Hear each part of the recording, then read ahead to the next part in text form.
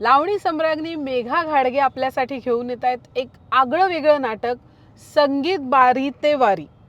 संगीत बारी काय आहे? मी एक हिंट देते. जसं आपण नाटक बघायला जातो तिकीट काढून, तसंच चार भिंतीमध्ये लावणी. जस्ट इमॅजिन करा, तुमच्या कुटुंबासाठी एक प्रायव्हेट सेशन लावणीचं होतंय तिकीट काढून.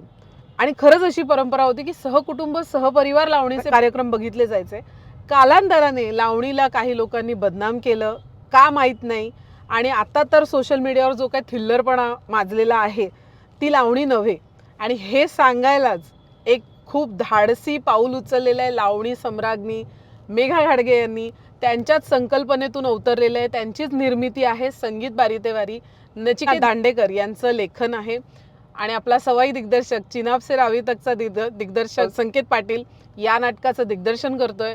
आणि हे नाटक आहे मंडळी, हा लावण्यांचा कार्यक्रम नाही. यामध्ये लावण्याही सादर होणार आहेत, कारण लावण्यांबद्दल बोललं जाणार आहे. आणि लावणी सम्राज्ञी मेघा घाडगे म्हटल्यावरती लावण्या सादर होणार, पण प्युअर फॉर्ममध्ये जशा व्हायला पाहिजे. अजून वैशिष्ट्य सांगायची तर भरपूर आहेत. यामध्ये लाईव्ह म्युझिक आहे या नाटकामध्ये.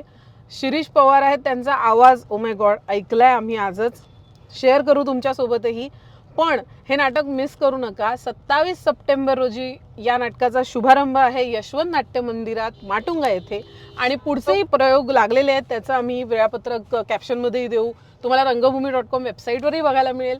पण हे नाटक चुकवू नका.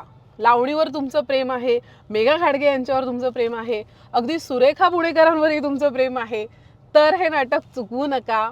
मी आज लाईव्ह तालमीत मेघाताईंना नाचताना बघितलंय, मी किती ओव्हरवेल्म झाले मला माहिती आहे. Amazing experience. प्लीज हे मिस करू नका नाटक. धन्यवाद.